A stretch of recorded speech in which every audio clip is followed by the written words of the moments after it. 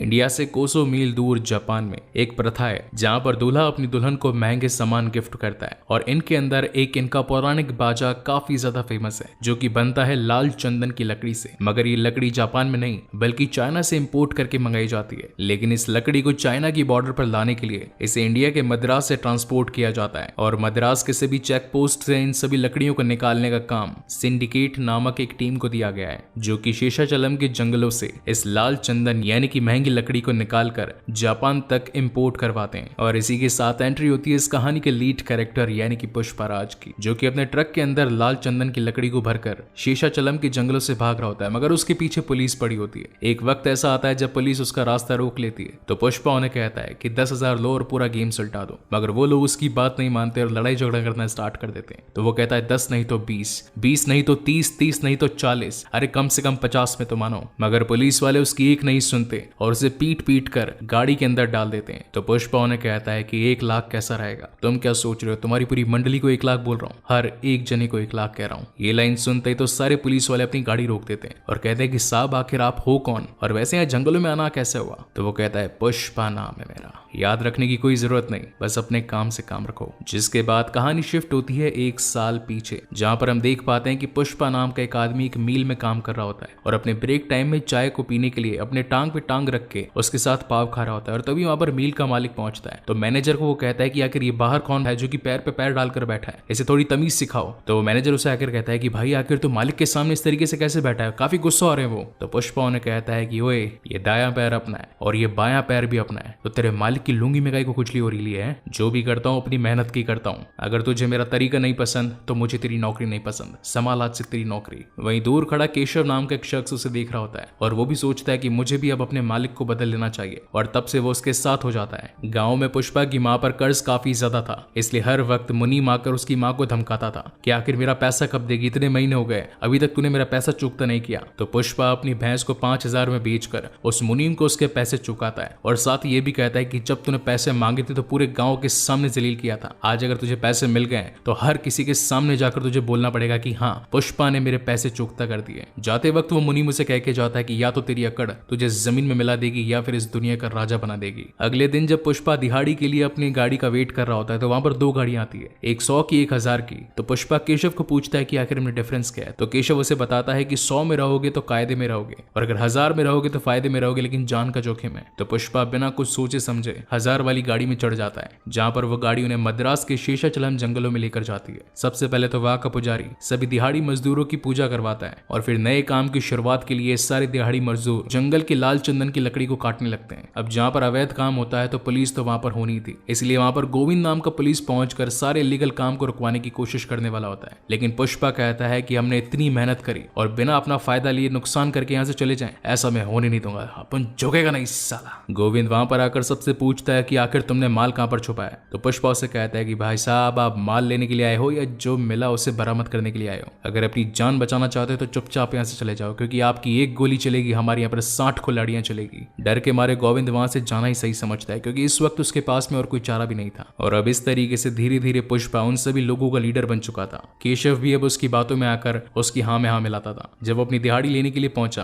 तो मैनेजर उसे कहता है कि केशव तू तो अपना पैसा ले चुका है, आखिर दूसरी बार किसका पैसा लेने के लिए आया। तो केशव कहता है कि वो देख दूर पे सिंहासन में पैर पे पैर रख के जो बीड़ी भोग रहे ना एकदम शहंशाह की तरह, वो अपन का दोस्त है, नया मालिक है, तो अपन उसकी दिहाड़ी लेने के लिए आए है। मैनेजर कहता है कि जा जा दे दे उसे, पर उसकी अकड़ ज्यादा दिन टिकेगी नहीं। उनकी ये बातें चली रही थी और तभी वहां पर गोविंद अपनी पूरी पुलिस फोर्स को लेकर पहुंच जाता है। मगर पुष्पा ये बात जानता था कि अगर आज डर गया तो समझो मर गया। वो गाड़ी के अंदर सारी लकड़ी के फट्टे डाल देता है और उस ट्रक को खुद ही चलाने लग जाता है। उसके पीछे काफी सारी पुलिस पड़ती है, लेकिन एक वक्त के बाद में वो उन्हीं के सामने आकर खड़ा हो जाता है, बोलता है भाई बहुत गर्मी हो रही है, चलो लस्सी पीते पीते बात करते ना, पुलिस स्टेशन में आ जाओ। जहां पर पुलिस वाले उसकी खूब कुटाई करते हैं, खूब पेलते हैं और बोलते हैं कि बता साले तूने सारी लकड़ियां यहाँ पर रखी है। पुष्पा कहता है कि अगर मैंने बताया तो मालिक मार देगा। तो वो कहता है कि मालिक कौन है। मालिक तो मैं ही है, आखिर अपन से बड़ा इस जिले के अंदर अपना मालिक और कौन हो सकता है? और काफी पिटाई के बावजूद भी पुष्पा अपना मुंह नहीं खोलता कि आखिर उसने लकड़ियों से भरा ट्रक कहां पर डाला। तभी वहां पर एक पुलिस वाला आता है और कहता है कि अपना मुंह ऐसे नहीं खोलेगा। वो उसको पूछता है कि आखिर बता तेरा पूरा नाम क्या है? तो वो कहता है कि मेरा नाम है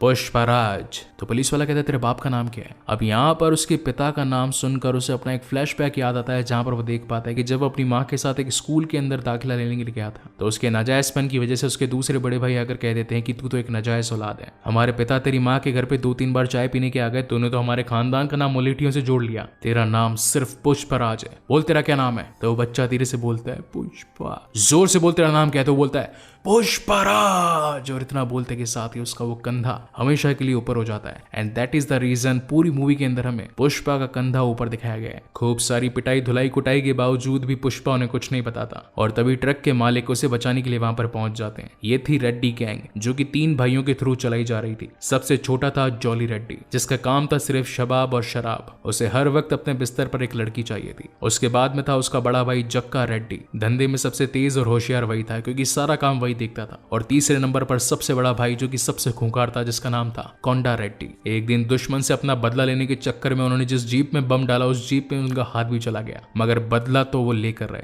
और यही रेड्डी गैंग शेषाचलम के जंगलों से इस लाल चंदन को जापान तक इंपोर्ट करवाने का काम करती थी। जॉली उससे कहता है कि आखिर तूने हमारा माल कहां पर छुपाया है, जल्दी से हमें बता। तो पुलिस वाले भी कहते हैं कि हमने भी इससे खूब पूछा, लेकिन इसने तो कुछ बताया नहीं। तो पुष्पा कहता है कि ओए, पुलिस वाले साल का कितना कमाते? 60,000। तुमको बताता तो क्या मिलता है, इनको बताएंगा तो कुछ तो मिलेगा। चलो ठीक है भाऊ, 5 लाख में डील डन करते हैं। तो मुझे 5 लाख दो, मैं तुम्हें बताता हूँ कि मैंने तुम्हारी लकड़ी कहां पर छुपा रखी है। तो जॉली कहता है ओए जंगली, तेरे जैसे को मैं 5 लाख दूंगा, चल भाग ऐसे। ज्यादा बोलेगा तो तेरी लाश यहाँ पर गाड़ दूंगा। तू जानता नहीं हम कोंडा रेड्डी के आदमी है। तो पुष्पा कहता है कि अगर लकड़ी का पता मैं नहीं बताएगा तो क्या कोंडा रेड्डी आके तेरे को बताएगा? और फाइनली रेड्डी गैंग को उनकी बात माननी पड़ती है, जहां पर पुष्पा उन्हें लेकर जाता है उसी सुनसान जंगल के अंदर एक छोटे से कुएं के पास में, जहां पर वो जब अपना ट्रक लेकर जा रहा था तो पुलिस से बचने के लिए उसने अपना लकड़ी का भरा ट्रक उसी कुएं में पटक दिया। इसका शानदार दिमाग और दिलेरी को देखकर जक्का रेड्डी इसे पूरे 5 लाख दे देता है। और जब पुष्पा वापस से अपने घर जाने के लिए उस वैन के अंदर बैठ रहा होता है तो जॉली उसे कहता है कि ओए कहां पर घुस रहा है? दिहाड़ी मजदूर है तू, ये मत समझना कि गाड़ी के अंदर हमारे साथ बैठकर आया तो हमारे साथ बैठकर जाएगा भी। ये पकड़ 20 रुपए और चल निकल यहाँ से। इस बात से तो पुष्पा को काफी ज्यादा गुस्सा आ जाता है और वो केशव को पूछता है ये गाड़ी कितने की आती है? तो केशव कहता है हाँ, ये डिब्बा करीब आ जाएगा 5 लाख का। तो पुष्पा कहता है कि जा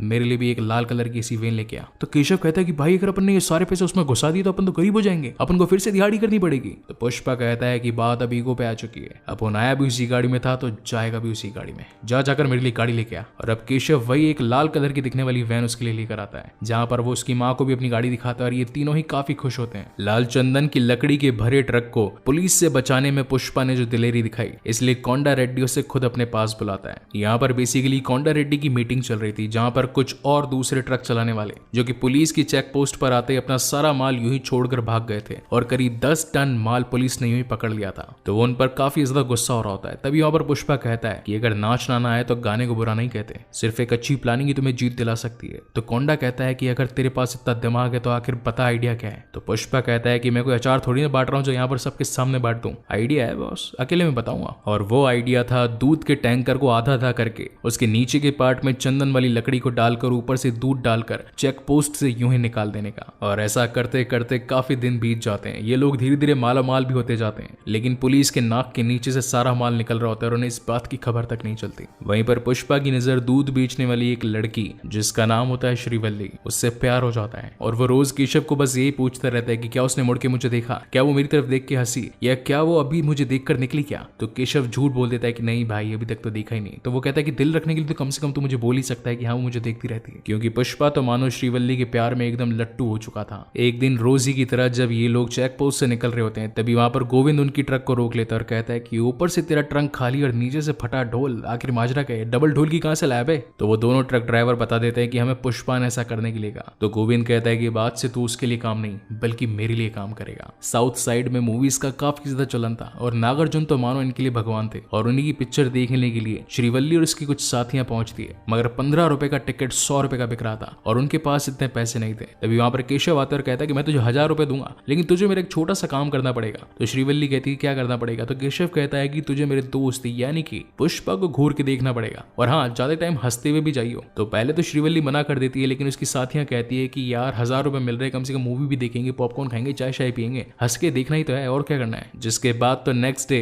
पुष्पा मंदिर के सामने प्रसाद लेकर भगवान से मिन्नत करके बाहर निकल रहा होता है कि अगर आज उसने मुझे देखा तो ठीक है, नहीं देखा तो मैं जिंदगी भर कभी उसकी शक्ल नहीं देखूंगा। तो केशव कहता है 1000 दिए, ऐसे कैसे रे? तो पुष्पा कहते हैं 1000 नहीं भाई, वो तो मैंने मंदिर में पुजारी को दिए ना, ताकि आपके लिए मैंने प्रार्थना करी, तो वो देखेगी आपको तो मजा आएगा ना। कि तभी वहां से श्रीवल्ली और उसकी कुछ साथियां निकलती है, और जैसे श्रीवल्ली वहां पर पुष्पा को देखती है, पुष्पा तो मानो उसकी स्माइल पर फिदा हो जाता है और केशव को कहता है अरे वाह यार मेरी तो सेट हो गई, अब तो मैं जा रहा हूँ डायरेक्ट उसको आई लव यू बोलने के लिए। तो केशव उसे रोकता है और बोलता है कि नहीं भाई अभी मत जाओ, अभी तो अपने प्रार्थना करिए, तुम मुझसे झुकोगे नहीं, जाओ मत। लेकिन पुष्पा को तो उसके प्यार के अंदर बस लड्डू ही लड्डू दिख रहे थे और वो सीधा जाकर पहुंच जाता है। श्रीवल्ली को कहते थे मैं तेरे को मस्त लगता है ना? तो श्रीवल्ली कहती है चच वो तो मैं तेरे को देख नहीं रही थी, तो तू कावरा बावरा हो रहा था। केशव ने 1000 रुपए दिए थे मुझे तुझे देखकर स्माइल पास करने की। ये बात सुनकर तो पुष्पा की पुष्पी हो जाती है और वो जाकर सीधा केशव को पकड़ता बोलता है साले तूने 1000 रुपए दिए उसको, पूरे कैरेक्टर की मां बहन करके रख दी तूने, वो क्या सोचेगी मेरे बारे में कि मैं पैसे देकर चीज खरीदता हूँ। तो केशव कहता है सॉरी भाई मुझसे गलती हो गई। पुष्पा कहता है चल ठीक है गलती हो गई तो एक काम और कर, अब तू जाओ उसके पास में उसको 5000 दे। केशव बोलते हैं 5000 का को 5 दिन देखने का? बोलता है नहीं, अब जाके उसको बोल कि मुझे पप्पी करे आके। और अब 5000 के लालच में तो वो आई जाती है और सीधा अगले दिन अपने फ्रेंड्स के साथ में पहुंच जाती है एक चुम्मी देने के लिए पुष्पा को। अब पुष्पा मुंह में इलायची खा के मस्त उसका लिप टू लिप किस लेने के लिए बैठा होता है, मगर इतने में ही श्रीवल्ली जोर से रो देती है और कहती है कि मैं तो पहले चुम्मी अपने पति को ही दूंगी, मैं तुम्हें नहीं दे सकती। और अब इतना रोने के साथ ही उसके बाकी फ्रेंड्स भी वहां पहुंच जाती है और कहती है कि ये तूने क्या किया इसके साथ में? तो पुष्पा कहता है मैंने क्या किया, पूछो इसको, इसने कुछ किया ही नहीं मेरे साथ में। और रो धो के लंबा चौड़ा नाटक करके वहां से श्रीवल्ली निकल पड़ती है। पुष्पा कहता है 5000 का हिसाब तो इससे लेकर ही रहूंगा, 5000 के ऐसे ही मिलते हैं, कमाने पड़ते हैं। वहीं पर हम इंट्रोड्यूस होते हैं इस कहानी के एक और कैरेक्टर से जिसका नाम है मंगल सीनू। इसके पास में 1000 टन लाल चंदन की लकड़ियां पड़ी होती है, जो कि पुलिस के आए दिन बहकावे में न आने की वजह से वो अपनी सारी लकड़ियों को कोंडा रेड्डी के गोडाउन में छिपाने के लिए आता है और उससे कहता है कि अगर तुम कुछ महीनों के लिए मेरा ये सारा माल पुलिस से छिपा लोगे तो तुम्हारी मुझ पर बड़ी मेहरबानी होगी। तो कोंडा रेड्डी कहता है कि हाँ मेरे पास एक नया लौंडा है, इसका नाम है पुष्पा, इसके आने के बाद तो पुलिस ने हमारी एक भी लकड़ी नहीं पकड़ी, तो ये काम तुम्हारा वो संभाल लेगा, कोई दिक्कत नहीं है, तुम आराम से मजे करो। लेकिन अब क्योंकि गोविंद को इनके सीक्रेट ठिकाने का पता लग चुका था, तो वो सारे पुलिस वाले वहां पर भिजवा कर रंगे हाथ पुष्पा और साथ ही कोंडा रेड्डी की गैंग को पकड़ना चाहता था। ये बात अब पुष्पा तक भी पहुंच जाती है, इसलिए वो वहां पर मौजूद सारी लकड़ियों को पानी में फेंक देता है और काफी सारे पैसे केशव को देकर डैम को बंद करवाने के लिए उसे यहाँ से भेजता है। और जब गोविंद अपनी पूरी टीम के साथ वहां पहुंचता है तो उसे कुछ नहीं मिलता सिवाय हार के। और अब हजारों टन बचा लेने के बाद तो मंगल सीनू के सामने पुष्पा की गुडविल बढ़ चुकी होती है और वो उसे अपनी पार्टी में इनवाइट करता है, जहां पर बड़े बड़े पुलिस वाले, पॉलिटिशियंस, नेता और ऊंचे ओहदे के लोग मौजूद थे, जो कि सभी सिंडिकेट के लिए काम किया करते थे। और सिंडिकेट जैसा कि मैंने आपको शुरुआत में बताया, ये पूरी एक टीम जो कि लाल चंदन की लकड़ी को इंडिया से चाइना इंपोर्ट करवाती थी, जहां से इलीगली वे में चाइना से ये लकड़ी जापान जाती थी वहां के महंगे बाजे बनाने के लिए। मगर इसी बीच पार्टी में पुष्पा को यह पता चलता है कि जो माल 1 टन का मंगल सीनू चेन्नई के मुर्गन को 2 करोड़ में बेचता है, उसका सिर्फ 25 लाख ही यहाँ कोंडा रेड्डी और बाकी की टीम में बांटता है। आखिर बाकी का पैसा वो खुद के पास क्यों रखता है और ये सारी इलीगल जानकारी उसने अभी तक किसी को बताई क्यों नहीं? वो ये सारी बात कोंडा रेड्डी को बताता है। तो कोंडा रेड्डी कहता है कि ठीक है तो खुद ही जाकर उससे पैसा बढ़ाने के बारे में बात कर ले, अगर बात करता है तो ठीक है, अगर नहीं बात करता और कोई भी पंगा होता है तो मैं तुझे नहीं जानता, तू मुझे नहीं जानता। और अब जैसा कि पुष्पा के मन में श्रीवल्ली बस चुकी थी और उसने ये बात सुन ली थी कि वो अपनी पहली किस अपने पति को ही देगी, इसलिए वो शादी करवाने के लिए अपनी माँ को उसके घर पहुंचा देता है। लेकिन तभी वहां पर उसका एक सौतेला भाई पहुंच जाता है और सारे की ये किराए पर पानी फेर देता है और कहता है कि मलेठी परिवार का नाम तेरे नाम से नहीं जुड़ेगा। और साथ ही श्रीवल्ली के पिता को भी कह देता है कि एक नाजायज औलाद के घर पे आप अपनी बेटी को बिहार एक बार सोच तो लीजिए। इतना सुनते के साथ ही तो पुष्पा को गुस्सा आ जाता है और वो उसके सर पर एक घड़ा फेंक कर मारता है, लेकिन इतने में ही उसकी माँ टकरा कर जमीन पर गिर जाती है। उसकी माँ के सर से खून बहने लगता है तो पुष्पा अपनी माँ को सीधा हॉस्पिटल लेकर जाता है। रो रो कर उसका बुरा हाल हो गया होता है। तो केशव आकर पूछता है कि आखिर भाई आप इतना रो क्यों रहे हैं, इस बात से आपको इतना क्या बुरा लग गया? तो पुष्पा बताता है कि काफी साल पहले जब मेरे पिता की मौत हुई तो उनके बड़े बेटे ने हमें घर से भी बाहर निकाल दिया, घर का सारा सामान फेंक दिया और साथ ही मेरे गले के अंदर मेरे बाप का एक आखिरी लॉकेट था वो भी छीन कर ले गया। मगर मैं पुष्पा राज नाम सुन के फ्लावर समझे क्या, फायर है मैं, झुकेगा नहीं साला। एक एक को देख लेगा मैं। और अगले दिन सीधा पहुंच जाता है मंगल सीनो के पास में, जो कि इस वक्त गांव रेड्डी की भज्जी ले रहा होता है। गांव रेड्डी ने उसे 25 का 50 करने के लिए बोला था, मगर वो उसे जान से मार देता है, वो भी एमएलए के सामने ऑन कॉल। और एमएलए उसका कुछ नहीं बिगाड़ पाता। फिर वो पुष्पा से पूछता है कि अगर पुष्पा तू यहाँ पर क्या कर रहा है, तो पुष्पा कहता है कि मैं भी यहाँ पे अपना 25 का 50 करने आया था, मगर यहाँ पे इतने बड़े रिस्क को देखकर तो मुझे एक खोखा करना पड़ेगा। अब से 1 टन का 1 करोड़ लेगा मैं, और अगर तू नहीं देगा तो जाकर सीधा चेन्नई में मुर्गन से डील करेगा मैं। इतना सुनते के साथ ही तो वहां पर मंगल सीनो के आदमी उस पर बरस पड़ते हैं, लेकिन पुष्पा भी किसी से कम का था, और वो भी सबको पटक कर पेल देता है, एक एक को धूल मिट्टी चटा देता है और कहता है आ गया स्वाद।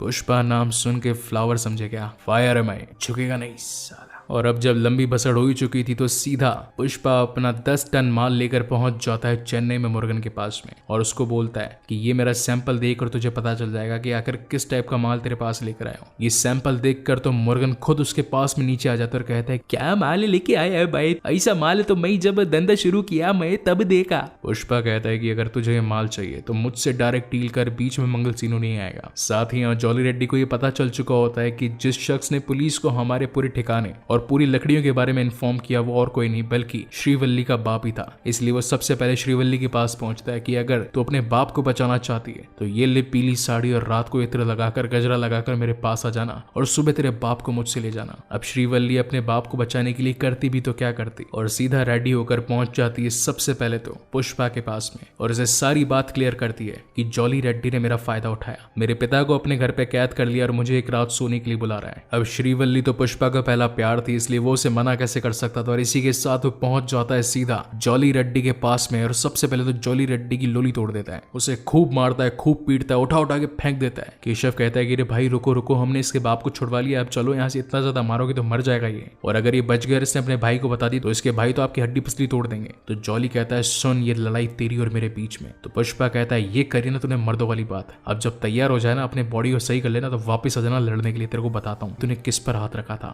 और फिर आता है इस मूवी का one of the best song सामी बलम सामी, जो कि आपने काफी बार काफी सारे टिकटॉकर्स और यूट्यूब के शॉर्ट्स में तो सुना ही होगा। हॉस्पिटल में जॉली रेड्डी की इतनी खराब हालत को देखकर कोंडा रेड्डी अपने बाकी के लोगों से पूछता है कि आखिर इसे मारा किसने, ये तो बता नहीं रहा और तुम में से किसी को पता नहीं, मगर उस दिन वहां पर एक लड़की अपने बाप को छुड़वा कर लेकर गई थी और मैं जानता हूँ कि वो लड़की कौन थी और जॉली का हाल किसने किया होगा। वहीं पर सीन शिफ्ट होता है पुष्पा और केशव पर, जो कि इस वक्त ये बात कर रहे थे कि हमने जॉली की जो हालत करी है कोंडा रेड्डी हमें कभी उसके लिए माफ नहीं करेगा। और इतने में कोंडा रेड्डी उनका गेट खोलकर अंदर आ जाता है और बोलता है कि पुष्पा कल हवाले का पैसा जो तिरुपति से हम लेकर आने वाले हैं, क्या उसका हाफ नोट तेरे पास में पड़ा है? पुष्पा कहता है कि हाँ वो मैंने संभाल कर रखा है, कल हम जल्दी सुबह वहां से पैसा निकाल कर ले आएंगे। लेकिन तभी केशव को शक होता है कि क्या कोंडा रेड्डी ने उनकी ये बातें सुनी या नहीं। जहाँ एक तरफ तो अगले दिन पुष्पा और कोंडा रेड्डी हाफ नोट को लेकर हवाले का पैसा लेने के लिए गए होते हैं, वहीं दूसरी तरफ केशव जब घर पर बैठा होता है तो झाड़ू लगाने वाली वहां पर झाड़ू लगाकर गाने गा रही थी। तो केशव कहता है कि आखिर मेरा गाना जो मैं गा रहा था तूने सुना कैसे, और तू सेम गाना कैसे गुनगुना रही है? तो वह काम वाली बताती है कि गेट के बाहर तो सारी आवाज सुनाई पड़ती है, और कल तुम जो बात कर रहे थे ना कि तुमने जॉली रेड्डी को पटक पटक कर मार दिया, तो कोंडा रेड्डी ने और मैंने वो बातें सुन ली थी।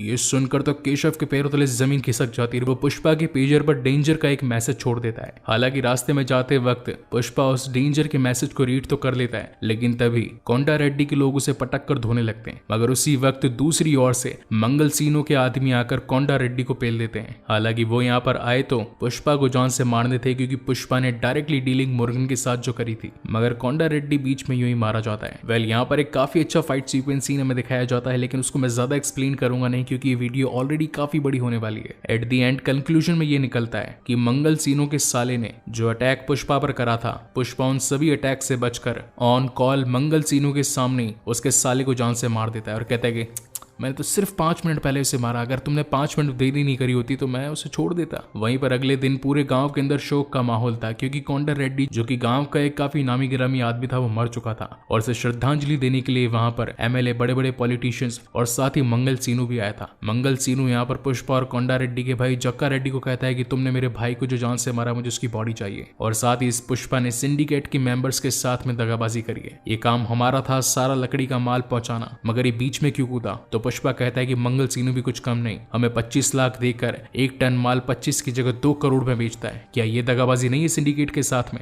हर किसी को अपना अपना हक तो मिलना ही चाहिए। एमएलए साहब ये लो आपके लिए 3 करोड़ सिर्फ कमीशन। अगर मैं सिंडिकेट में मंगल सीनू की जगह पर आ गया तो सभी को माला माल कर दूंगा। एक बार मुझ पर विश्वास कर तो देखो, क्या आज तक मेरी रखवाली के अंदर कोई पुलिस वाला एक भी लकड़ी का टुकड़ा ले जा पाया है? एमएलए को भी पुष्पा की बात में दम लगता है और वो सिंडिकेट का मेन हेड मंगल सीनू की जगह पुष्पा राज को बना देता है। जिसके बाद तो पुष्पा के हर जगह जलवे ही जलवे होते हैं। मगर अब इन जलवों को रोकने के लिए पहुंच चुका था भैरव सिंह शेखावत, इस कहानी का एक और लीड कैरेक्टर। पुष्पा इस बात को जानता था कि गोविंद के ट्रांसफर ले लेने के बाद में जो भी पुलिस वाला यहाँ पर आया है, अगर उसने शुरुआत से उसके साथ में पैसों की सेटिंग बिठा कर रख ली तो आगे धंधे में कोई प्रॉब्लम नहीं होगी। इसलिए वो एक खोखा लेकर सीधा भैरव सिंह शेखावत के पास पहुंचता है। तो वो कहता है मन ने कुछ कम ला गया है। उसके लोग मिलकर सारे नोट अगेन गिनते हैं। वो कहता है कि सर नोट तो पूरे हैं लेकिन आप कह रहे हो कि कुछ कम लग रहा है। तो भैरव सिंह कहता है कि हाँ कुछ तो कम ला गया है। सुखलाल ये शर्ट देख रही है, इसका शर्ट भी सफेद है और मेरा भी सफेद है, पर पता है फर्क किधर है? फर्क है ब्रांड में। देख इसके कंधे पे कोई ब्रांड नहीं और ये देख मेरे कंधे पे ब्रांड है। ब्रांड यानी बाप का नाम। पुष्पा को ये बात सुनकर गुस्सा आ जाता है और वो अपनी मुट्ठी भींच लेता है। तो भैरव सिंह कहता है कि रे मुट्ठी मत भींच, मुट्ठी भींचने का काम खाली मारा है मारा, चल खोल मुट्ठी नहीं तो मुली मार दूंगा। दबी आवाज में पुष्पा कहता है कि और कितना कम पड़ रहा है साहेब? तो भैरव सिंह कहता है साहब नहीं सर बोल सर, बस इसी चीज की तो कमी थी। अगर तू मेरे को इज्जत देगा सर बोलेगा तो खुद भी कायदे में रहेगा और अपनी शादी में भी जा पाएगा। अब आज से मैं डिसाइड करूंगा कि कितना पैसा मेरे को लेना है, कितना तेरे को देना है, कौन सी डील कब करनी है, कौन सी डील कब नहीं करनी है। तेरे समझ में? चल निकल यहाँ से। पुष्पा की अभी तक की जर्नी में कोई भी उसका बॉस नहीं था, लेकिन पुष्पा ने उसकी सारी बातों को हाँ कहकर माना और जब भी उसका फोन आता वो दुम दबाते हुए उसके पास पहुंचकर उसे सारा पैसा दे डालता। एक दिन जब पुष्पा की शादी श्रीवल्ली के साथ थी, उस रात वो वहां नहीं बल्कि भैरव सिंह शेखावत के साथ बैठकर पहाड़ पे दारू पी रहा होता है और यहाँ पर उसे हर वो बात याद दिलाता है कि किस तरीके से उसने उसे जलील किया था, उसकी माँ के नाम पर, उसकी बीवी के नाम पर और यहाँ तक कि उसके बाप के नाम पर। एंड लिटरली यहाँ पर आता है इस मूवी का one of the best scene, जहां पर पुष्पा अपनी बंद मुट्ठी में उसकी बंदूक को निकाल कर कहता है कि रे शेखावत भूतनी के, तेरी बंदूक में एक गोली ज्यादा है, क्योंकि जिस दिन मैंने गुस्से की मुट्ठी बंद करी थी ना, उस दिन तेरी गोली इसमें से चल जानी चाहिए थी मगर चली नहीं। तो वो गोली आज चलेगी और वो धड़ाम से एक गोली अपने हाथ में मार देता है और अपना खून भरा हाथ अपनी शर्ट के पीछे दे मारकर कहता है कि तूने ब्रांड बोला था ना उस दिन मेरे को, मेरा खून जो मेरे बाप का था वो आज भी मेरी रगों में दौड़ रहा है और यही मेरा ब्रांड है। शेखावत के पैरों के नीचे से तो जमीन खिसक जाती है, उसकी चड्डी गीली हो जाती है कि आखिर पुष्पा उसके साथ कर क्या रहा है। पुष्पा उससे कहता है कि रे चल खोल तेरा शर्ट। डरते डरते शेखावत अपना शर्ट खोलता है। वो कहता है कि तू बचेगा नहीं पुष्पा, तू जानता नहीं कि तू किसके साथ क्या कर रहा है। तो पुष्पा कहता है चल इसी बात पे तेरी पैंट भी खोल। उसे पूरा नंगा कर देता है और फिर खुद भी नंगा होकर उसके सामने खड़ा हो जाता है और बोलता है कि सुन, ब्रांड आदमी अपने कर्मों से होता है ना कि अपने पहनावे से। अगर आज मैं नंगा अपने घर वापस जाऊंगा ना तो 100 लोग मेरे सामने खड़े हो जाएंगे, मगर तू नंगा घर पहुंचेगा तो तेरा कुत्ता तक तुझे नहीं पहचानेगा। और जो तू बोल रहा था ना कि कितना पैसा आएगा कितना पैसा जाएगा, कौन सी डीलिंग कब होगी कब नहीं होगी, घंटा, अब वह सारा काम मैं खुद देखूंगा और तुझे एक पैसा नहीं मिलेगा। तू कहने को तो पुलिस वाला होगा मगर तेरी कोई सुनेगा तक नहीं। और वहीं अपनी गाड़ी स्टार्ट करके चड्डी में अपनी शादी के लिए निकल जाता है। वहां पहुंचते के साथ ही सभी लोग जो कि पुष्पा की इज्जत करते थे वो उसे कपड़े पहनाते हैं। वहीं दूसरी ओर नंगा बदन जब शेखावत अपने पुलिस स्टेशन पहुंचता है तो उसका कुत्ता तक उस पर भौंक रहा होता है, क्योंकि बिना वर्दी के तो कुत्ता तक उसे नहीं पहचानता था। अब जहां एक तरफ तो पुष्पा की शादी श्रीवल्ली के साथ होती है, वहीं दूसरी ओर भैरव सिंह शेखावत क्रोध की ज्वाला में जल रहा होता है। और इसी तगड़े सस्पेंस के साथ में इसका फर्स्ट पार्ट यहीं पर खत्म होता है। सो गाइस, आपको ये वीडियो कैसा लगा प्लीज मुझे लाइक और कमेंट करके जरूर बताइएगा। और अगर पहली बार इस चैनल पर आए हैं तो इसे सब्सक्राइब जरूर कीजिएगा।